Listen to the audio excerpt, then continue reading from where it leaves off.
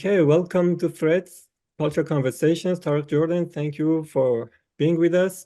Let's start with your background and uh, let's talk about your background a little bit because I know that it's a little bit complicated and it's a little bit mixed. Can you talk a little bit about your background first? Yeah, it's interesting you say the word complicated because it doesn't have to be. Yeah. Politics make it complicated. Hmm. Human beings make it complicated. But in terms of my background, I grew up in the UK, uh, Manchester and London. Those are the two cities I guess I would call home. Uh, in and my parents, my mother's side of the family are they are originally from Russia. They're Russian Jews who came over in the early 1900s. So they've been here a while. And the other side is Iraqi Muslim. Hmm. And yes, so I grew up, my mother raised me. My mother, I was raised by a single parent. And so, which again, there are stories within that for sure. But yeah, those are the two, I guess, ethnic cultural influences. Yes, that's true. And I'm curious, how did you feel about your background and your heritage once you were a child? I think growing up, I didn't really understand uh, much about it until probably later in life when I started to have more of an understanding and a grasp of geopolitics, which, if we're honest, when we look at Jews and Muslims, um, is geopolitics. Mhm. You can take religion out of the question altogether. It's geopolitics, and but with growing up, it's interesting that you mention this because I think that is the when especially when I've had my work produced and I'm doing interviews, the first thing a lot of people pick up is, oh, you have a Jewish mother and you have a Muslim father. But actually, the things that affected me growing up more than that, in fact, were so I was raised by a single mother. Mhm. That was something that definitely shaped me much more because it was a single mother who struggled. My mother was disabled, so Mhm. again, a huge impact. That had a huge impact on my life. We were homeless for 2 years. We lost our home in Manchester. We were homeless. We came to London. So for 2 years, we were living in homeless shelters until finally we found a home that we could finally say, yes, now we have safety. So I think those ultimately were the things that shaped me the most.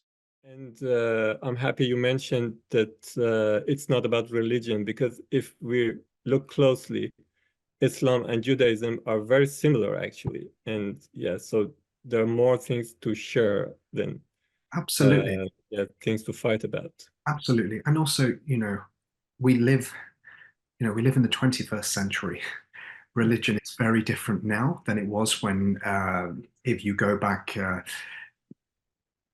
3,000 years ago. Yeah. uh, we we cannot, religion cannot be practiced how it was originally intended to be. The world has changed, and but what hasn't changed is the human desire to survive Mhm. and the human desire to seek safety. And that is what connects us, that's what bridges us, and that's what we should be focusing on. We should be valuing human life over land, ultimately. Yes. Yeah, very true. So, are you an actor that also writes, or are you a writer that also acts? The the big question. I trained as an actor. I was fascinated, I think, as a kid, as a child, of being able to almost shapeshift into the shoes of someone else, and that came from being homeless Oh. because there was that in that period I was surrounded by people from all walks of life, from every corner of the world, who had arrived in a city, in a capital city that was London, Mhm. a capitalist city that is London, where yes, there are more opportunities, but the daily grind, the daily uh, you know providing for yourself and your family is incredibly difficult in these big cities. The Mhm. cost of living. But I was fascinated by the people I was coming into contact with, and I think that is really what led me to wanting to tell the stories of people who I felt their voices were muted. Mhm. It's very much the case with my mother, uh, who had, incredible challenges raising children on her own, while also battling um, quite horrific health issues. Mhm. And for me, the way of making, I guess, making my mother seen, was to tell stories. My mother has since passed away, but I remember as a child, my mum would always. I wanted to be a doctor as a child when I was very young. I said, I think I should become a doctor, and I can find a cure. I can save you. And this is probably the only mother in history who tried to push her child away from becoming a doctor. She said, "No, I don't want you to become a doctor." And I said, "Why? I can, doctors save lives." And my mother, I think, with a sense of how her illness would pan out over many years, she knew that um, she had a sense of her own, I guess, mortality. But she said, I don't want you to save my life, but I would like you to keep me alive forever." And at the time, I'm like, what does that even mean? But that's what stories do. We Mhm. immortalize people, and we keep their history, we keep their journey alive. And also when communities have to flee, when individuals have to cross arbitrary borders that we've invented, uh, stories are sometimes the only things they can carry with them, because they are possessions that are very much stored in the heart and in the soul. So that for me was where my storytelling started to originate from. Very interesting. It's very interesting. And do you have a kind of process when you want to write a story? I wish I did. I wish I did. Unfortunately, I don't. I think I do, but it changes probably every week. Mhm. Um, the writing is a job that, I mean, even calling it a job feels odd, because I'm in a position now where I get paid to tell stories, and that's a beautiful thing. And I never thought that I could. Um, well, I did think that I would get there. I think as a child you have to believe that you're going to get there. Otherwise, why do it? But I acknowledge that I'm in a position now where I'm living almost a dream, because I'm able to tell stories for a living. Um, they For me, I find I have to start with a story that I'm extremely passionate about, because ultimately I don't know when it might get made. So it's going to be a story that is going to be with me for a long time. So I normally have a few stories on the go at the same time, and I'm normally dipping in and out of them. And sometimes I will say, right, you've got 2 months, and I want to get a draft finished of this story. And then I will give that to my agent, or I will send that out um, to within the industry to test. Okay, how is this working? And then I may jump onto something else. But then once I know I need to do more work on that story, I will come back to it. What you don't want to do is just keep writing and writing. You need to give yourself a deadline, and that ultimately is human beings need structure. And what's your favorite story? I'll talk about one of my favorite films. There's a film Mhm. called The Sea Inside. It's with Javier Bardem Yeah. is one of his earlier movies. I mean, in terms of plays, I'm a big fan of the work of Lorca, the Spanish Mhm. playwright. One of his plays, the House of Bernarda Alba, which is has been done multiple times over the years. But what you have is you have a play where we trace the lives of these women living uh, under this one roof, and it's just an incredible exploration of how sometimes we can, you know, we can destroy the ones we love. And another play about the human condition is your first play, Ali and Dahlia. So what inspired you to write that? I I always wanted to just explore the relationship of between a, a Jewish woman and a Muslim man. I was working in Palestine in the West Bank in Ramallah in 2014. So I got to work with a wonderful theatre company out there, Ashtar Theatre Company, and they were so welcoming. And I got to meet a lot of incredible young people, children who were in love with the arts. And what they do, their theatre company, they tell stories. They tell stories about overcoming the adversities that they faced. And so I worked with them for a bit, and but also got to tour the region as well. And I think for me, seeing the West Bank Wall for the first time, and and of course you've seen it in images, but when you see it up close and you realize what a wall signifies and how that eventually plays with the psyche, um, the walls do not in any way promote peace. They don't promote anything other than division.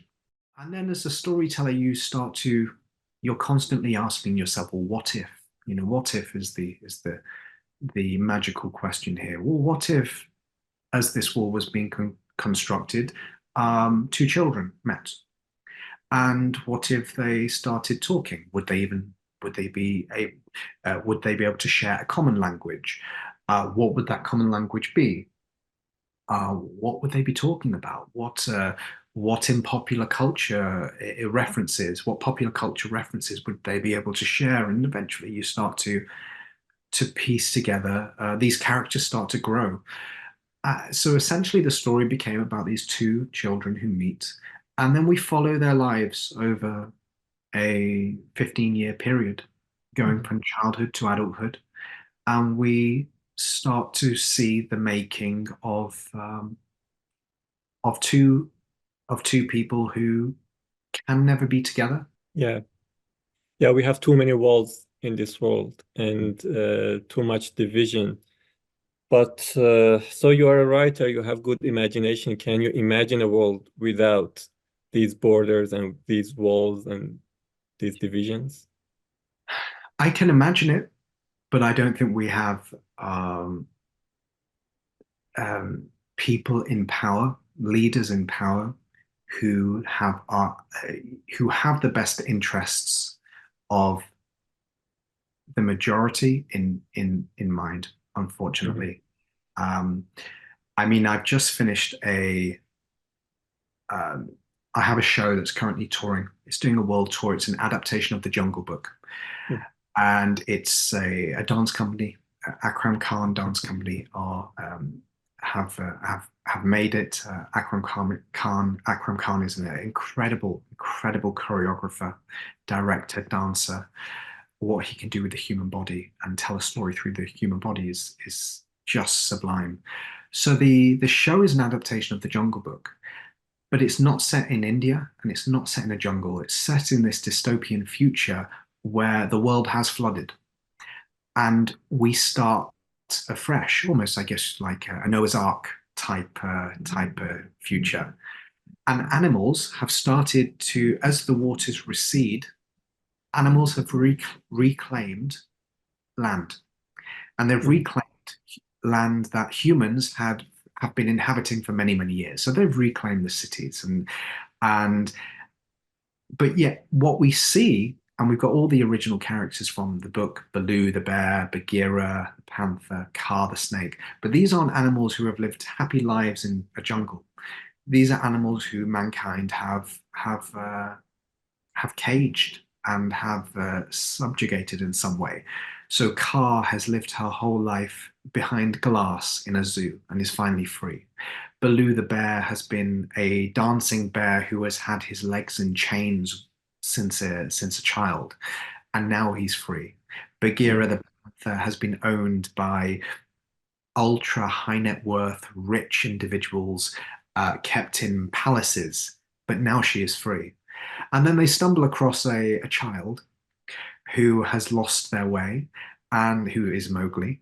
And what we find is that through the innocence of children, we seem to find the answers. Also talked with Professor Franz Duval, and he also said that Incredible. human Yeah. beings, yeah, he's an Wow. incredible scientist, Wow. and he Wow. also said that human beings are the most violent creatures on earth. So the same thing that you were saying as a storyteller.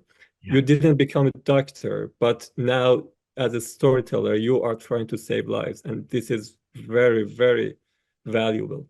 And I wish more people start reading those stories or attending theaters or watching movies, because at the end of the day, it seems that there is no political way out of these struggles. And it's a shame that we as humans are killing each other every day, and we have to stop it.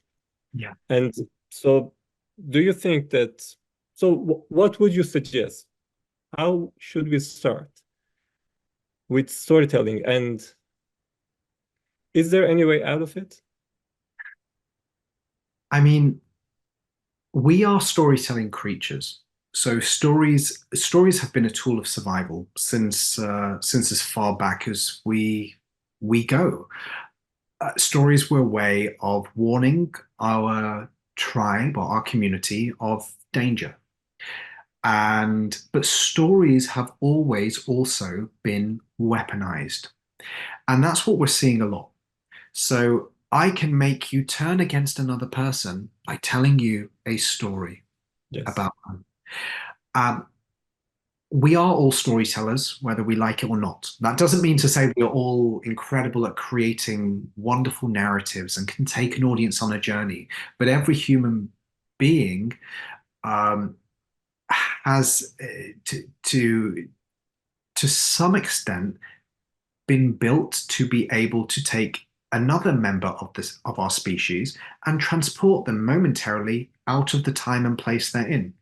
It's no coincidence that every story starts with once upon a time. And it doesn't matter what language you speak or what culture you're from, the starter sentence in every story will be a combination of once upon a time in such and such a place or in a faraway land, something happened. And Mhm. that's a starter sentence for every children's book. Whatever language, whatever culture, it will be a combination of time, place, and happening. And that's what story is. It's our unique ability to be able to take other members of our species, transport them momentarily out of the room they're in to another room or another place, out of the time they're in to another time. Something happens, and then we bring them back to now.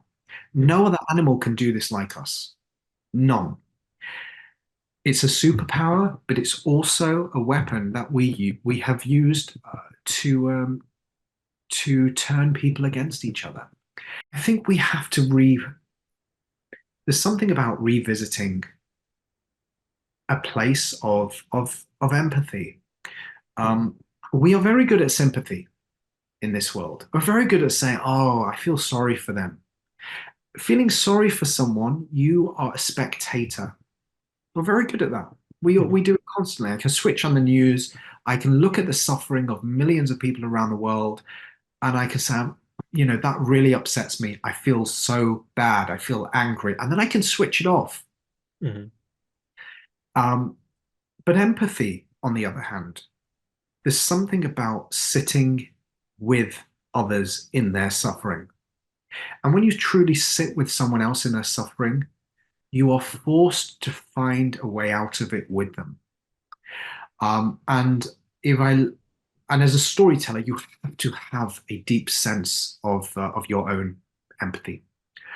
Because empathy is the truest connection between human beings. Where did I learn? I guess I often ask this to myself, where did this come from with me? I do think I'm quite an empathetic creature. Um, but it comes from my mum. Mhm. Um, my mum, who was incredibly ill growing up. Every day of my mother's life, I saw her in pain. Every day. And I knew I couldn't fix that pain.